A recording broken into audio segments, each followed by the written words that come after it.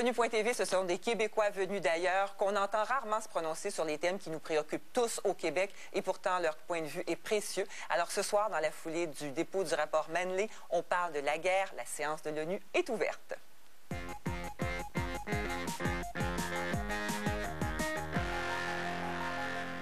Je vous présente nos participants ce soir. Ils ont en commun de venir tous de pays qui ont été en guerre ou en conflit ou qui sont en guerre actuellement.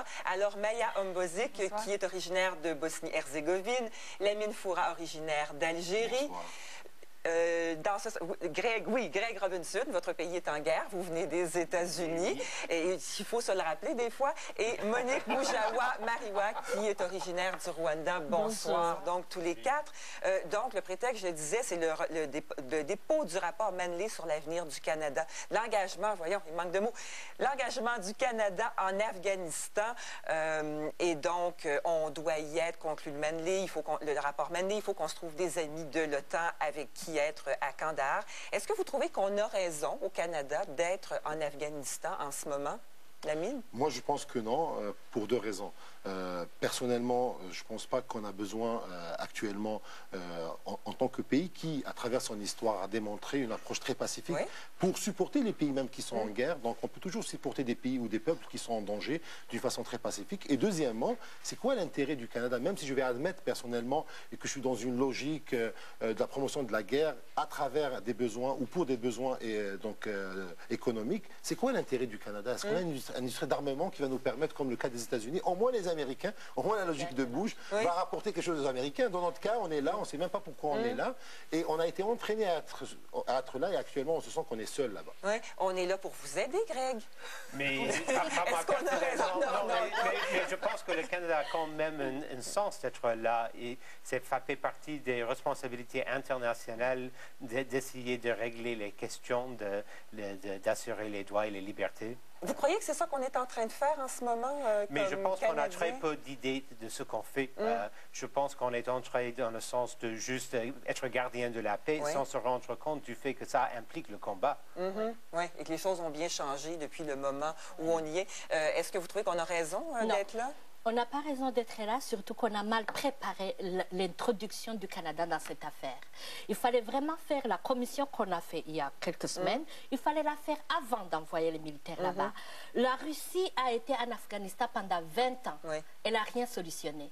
Est-ce que le Canada est prêt à rester en Afghanistan pendant 20 ans? Parce que sinon, le Canada reviendra la tête basse sans avoir rien solutionné en Afghanistan. Ce que je trouve de déplorable, c'est que, bien sûr, toute erreur humaine, on peut la redresser. Mais pas quand il y a des vies humaines qui sont perdues. Là, les Canadiens sont en train de mourir pour une cause mal préparée, pour une cause mal expliquée. Et là, on essaie de changer les choses. Quels sont les pays qui vont accepter? Oui, c'est vrai, les gentils Canadiens, on va vous arrêter de mourir, là, on va mourir à votre place. Il n'y a personne qui ira. Et le Canada va faire quoi? Mais moi, j'ai plutôt une position un petit peu à l'encontre de ce que vous dites, parce que moi-même, j'ai vécu la guerre, je sais ce que c'est. Donc, j'ai tendance à avoir une position de l'autre côté, de l'altérité, c'est-à-dire, j'essaie de voir c'est quoi le peuple afghan qui a vraiment besoin. Parce que je me souviens, par exemple, pendant la guerre en Bosnie, les gens sont en train de mourir pendant que les pays, bon, ils sont en train de discuter, c'est quoi les intérêts politiquement, est-ce qu'ils devraient y aller ou pas. Ce qui m'apporte plus, c'est vraiment une position plutôt humainement parlant. Qu'est-ce que le peuple afghan a besoin? Est-ce qu'on peut lui apporter ça? On n'est pas dans cette situation, mais quand même, il faut voir qu'il y a des gens qui sont en train de mourir. Et si on peut faire une différence, c'est souhaitable. Avant l'arrivée des Américains et des Canadiens, il n'y avait pas des personnes qui mouraient, il y avait des personnes qui souffraient. Le changement qui a été à travers l'installation d'un nouveau gouvernement est un acte, je pense, qui est très intéressant. Par contre, l'implication directe militaire des Canadiens n'a aucun sens. Il fallait tout simplement supporter le gouvernement en place à travers l'éducation, parce que le problème de liberté, ce n'est pas un problème qu'on peut imposer par les armes. L'éducation, les peuples qui se sont libérés, ça a pris des siècles et même des années, au moins des décennies, pour pouvoir s'inspirer des valeurs de liberté et les appliquer. Ce qu'on a besoin d'aider les Afghans, c'est à travers l'éducation, à travers le système économique, à travers le support matériel qu'on peut donner. Dans le cas de la Bosnie, c'est différent. J'aurais aimé une intervention en Darfour, ponctuelle, très limitée pour sauver des vies humaines, ou en Bosnie, qu'une intervention permanente. Où c'était possible. Est-ce à dire qu'il y a des guerres ou des conflits armés qui sont justes où l'intervention armée devient nécessaire ou est le moindre mal justifié? Oui, je crois que oui. Oui, je crois que oui. Il y a des situations claires, ponctuelles, où on peut intervenir avec une armée, où on peut calmer les choses. Mais il y a aussi des situations tellement endémiques, tellement enfouies, que l'intervention armée ne fait qu'envenimer la situation, qu'il faudrait plutôt aller chercher des solutions en profondeur sincères dans la diplomatie, dans les communications, et c'est le cas de l'Afghanistan. Je pense que vraiment, il n'était pas question d'amener les armes en Afghanistan. Ils auraient pu communiquer et trouver des solutions. Mais vraiment, la question ici, c'est on est venu précisément pour supporter les Américains, vraiment dans le sens où on les libère d'aller en Irak. Oui, sans trop songer à ce qu'on fait à leur place. Et donc, on est venu pour la mauvaise raison, et donc on doit s'attendre à ce qu'il y aurait une confusion dans les buts. Mais est-ce qu'il y a pour vous, Greg Robinson, des guerres justes ou des interventions armées justifiées? La Deuxième Guerre mondiale est le cas par excellence d'une guerre qui est justifiée pour sauver les vies humaines, finalement. Même par la perte des vies humaines. Moi, je suis plus à l'aise de ce que je dirais des guerres de luxe, de ne pas les faire dans le cas des pays forts qui, eux, font des guerres pour des besoins d'expansion. Mais j'ai la difficulté à dire non à une guerre pour un peuple où la guerre représente un moyen de survie.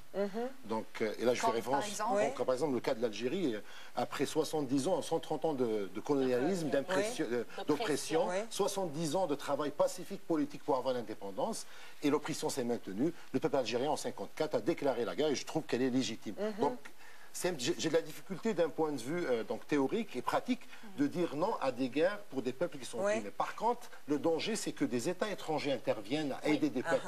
On peut les aider de loin, mais la présence des Canadiens va renforcer les talibans parce que ça va justifier la réaction des talibans. La présence des Américains en Irak renforce les extrémistes parce que ça va justifier leur acte. Si on doit payer, on a mis en place des gouvernements, on les a aidés pour qu'ils maintiennent une démocratie et une liberté. Il faudra juste les supporter de loin. Ce que vous dites est tout à fait passionnant, mais j'aimerais faire une petite parenthèse philosophique. Vous venez tous de pays donc qui ont connu les conflits, qui ont connu la guerre, d'un pays en guerre, Greg, dans votre cas, les États-Unis. Au Québec, au Canada, mais au Québec particulièrement, il y a un très fort sentiment pacifiste. On descend par milliers dans la rue quand vient le temps de manifester contre la guerre en général. Et c'est tout à notre honneur. Mais en même temps, certains trouvent qu'on a un côté un peu naïf dans ce refus. Sont bien complaisants parce que complaisants, dites-vous. Oui, nous sommes les innocents. Nous n'avons pas des. Non, on se dit, on n'est pas dans les guerres, on est pacifiste, on entre dans les conflits juste pour les régler, et on se demande pourquoi on nous déteste à l'étranger ou pourquoi on nous oppose. On est juste les casques bleus. Donc, vous trouvez que c'est une complaisance de notre part? Mais si on veut un rôle international, ça implique le conflit parfois. Est-ce qu'on est naïf comme Québécois? Je ne dirais pas naïf, je dirais plutôt prudent.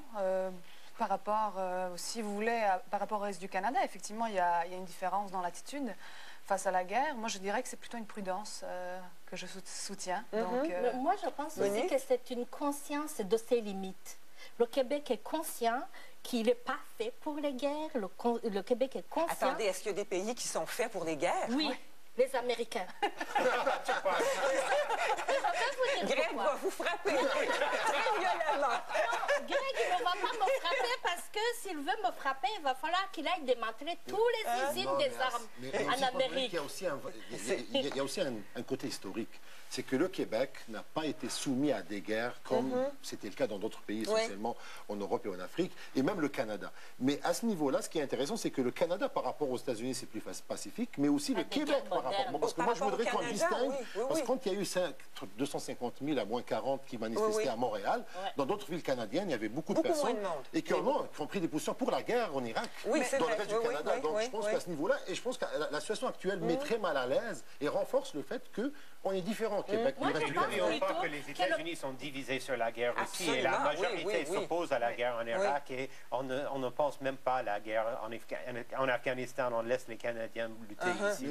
C'est plus la question des Moi, je crois que le Québec a retenu les leçons de la guerre, parce que ce qui s'est passé dans les plaines d'Abraham, tous les Québécois l'ont encore dans la tête, ils ne veulent pas que ça recommence chez eux. Je trouve que le peuple québécois est un peuple sage, le seul qui retient les leçons de la dureté, de la méchanceté, de l'excrable de la guerre. Les autres ne retiennent pas les leçons et ils recommencent. C'est bon que le Québec ait retenu ces leçons-là. Qu'est-ce que vous retenez, vous, puisque vous parlez de leçons de la guerre, vous avez connu, donc, vous avez quitté des pays en conflit, en guerre civile, de toutes sortes de manières. Qu'est-ce que vous avez retenu comme leçon? Quelle espèce de sagesse ça vous donne, vous, Maya? Justement, c'est que ce que vous parlez, je trouve que les Québécois, ils ont été sages, ils se souviennent très bien il y a une génération, Deuxième Guerre mondiale, qui est partie en guerre, donc ils ont ce souvenir-là, ils savent ce que c'est. Je trouve ça très prudent et très sage par rapport, par exemple, aux ex-Yougoslaves, qui, eux, ils font la guerre tous les 50 ans. Ils ne les apprennent jamais. Mon arrière-grand-père était en guerre, mon grand-père était en guerre, mon père était en guerre, moi j'étais en guerre. Toutes les générations, on dirait qu'ils apprennent jamais. Et donc ça tourne comme ça. Donc pour dire ce qu'on... On parle souvent au fait qu'on voit de la guerre. Moi, j'aimerais qu'un jour, quelqu'un qui a les moyens se lève et réfléchisse sur la façon de convertir les usines des armes. Parce que moi, je rêve d'une Afrique où il n'y avait pas de fusil, il n'y avait pas de grenades, où les gens se battaient avec les machettes, avec les lances. Ça faisait moins de dégâts. Avec une grenade, vous tuez 100 personnes. Mais pour tuer 100 personnes avec la lance, là, tu as eu le temps de mourir toi-même. Alors, qu'est-ce qu'on peut faire contre les fabricants d'armes? C'est ça la question pour endiguer les guerres. Je pense qu'aucun pays à l'abri de ça. Voilà. Le Canada a longtemps été un des grands fournisseurs de mines antipersonnelles, malgré le pacifisme dont on se drapait. Donc, on est parti pour les guerres. Moi, ce que je peux retirer, c'est que dans une guerre ou dans un conflit, il n'y a pas de gagnant. Et c'est très important de réfléchir avant de rentrer dans un conflit qu'à la fin, même si on gagne une guerre, il n'y a pas de gagnant parce que ça a été fait au détriment de la vie humaine, c'est pas au détriment du matériel. Et c'est pour ça que c'est sûr que dans un monde idéal pour lequel on doit tous travailler, il faudra essayer de résoudre les conflits à travers des moyens pacifiques. Et je pense que le Québec se positionne dans une position, même au niveau social, la façon dont les Québécois se comportent pour essayer de résoudre les conflits peut être même exporté vers l'extérieur comme étant un modèle de résolution pacifique des conflits. Et même dans les temps de guerre, il est difficile de débarrasser le pouvoir des militaires. La guerre est trop importante à être laissée aux militaires. Et j'ai même peur de dire que les États-Unis sont en guerre pour ne pas donner des armes aux gens qui disent qu'il faut rallier derrière le commandant en chef, il faut suivre les leaders parce que ça mettra en danger la critique et la dissidence. Est-ce que vous avez l'impression, vous, quand vous retournez aux États-Unis ou quand vous parlez à votre famille, que votre pays d'origine est en guerre? Il y a quelque chose d'un peu abstrait. On ne veut pas trop montrer à la télé américaine le retour des corps. Il y a quand même de nombreux morts, mais c'est rien en comparaison des pertes que subissent les Irakiens. Est-ce que vous avez l'impression que vous appartenez à des civils? Oui, absolument. À un pays en guerre? Plus par l'économie, par la chute de l'économie américaine. Ça nous rappelle qu'on dépense énormément d'argent, mais moins sur le point humain. Mais en même temps, les Américains ont toujours été en guerre. Une guerre d'expansion permanente. Les Américains ont toujours financé des guérillas à travers le monde. Donc, la guerre froide était froide pour les deux pôles. Mais pour les sous-pôles... Où elle était chaude.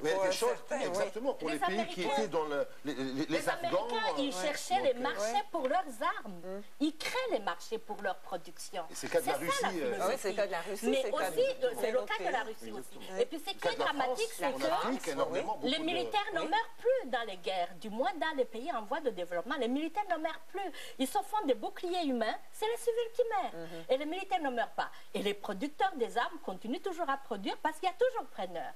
Justement, mais on peut se poser la question philosophique pour terminer. Est-ce que la guerre fait partie intrinsèque de Excellente question. Pourquoi? Qu'est-ce que vous en pensez? Je pense Qu'est-ce que votre grand-père, votre arrière-grand-père en aurait pensé? Ils auraient pensé que finalement, étant donné que mon grand-père et mon frère sont en guerre, ça fait vraiment partie de l'expansion de la culture, de la biologie même. Voilà, ça fait partie de... Mais il faut faire attention par rapport à cette question parce que je dirais que la guerre fait partie de l'histoire humaine. Donc, fait partie des individus. Mais par contre, c'est comme un moyen qui peut être utilisé parce qu'on a des ministères de la Défense, on n'a pas de ministère de l'Attaque, par exemple. Mais le problème, c'est que ces ministères de la Défense peuvent devenir un moyen d'expansion, un moyen de vouloir attaquer les autres. Mais tu parles souvent de moyens d'expansion. Pourquoi? Est-ce que c'est un instinct qui est à l'intérieur de l'être humain? Est-ce qu'il faut toujours C'est le modèle libéral actuellement mondial qui nous est imposé. C'est comme chaque pays pense qu'il faut ça existait avant le néolibéralisme. Ça a existé depuis... Oui, aujourd'hui, c'est devenu comme étant quelque chose qui est à la mode, qui est même justifié d'un point de vue académique. C'est ça le danger. C'est le modèle qui est même communiqué dans nos universités comme étant le modèle de survie. Donc, on prépare la personne, même au niveau individuel, de rentrer en guerre avec ses collègues. Il y a une concurrence qui est comme étant... Je vais devoir vous arrêter. Notre temps est parti et terminé. C'était absolument passionnant de vous entendre discuter de ce sujet. Maya Hombasic, Lamine Foura. Monique Moujawa Maria et Greg Robinson, merci beaucoup tous les quatre. Après la pause, on parle de l'invention des relations publiques racontée par Normand Baillargeon. Mais d'abord, voici notre top 3 qui rejoint ce dont vous parliez. Il est guerrier ce soir.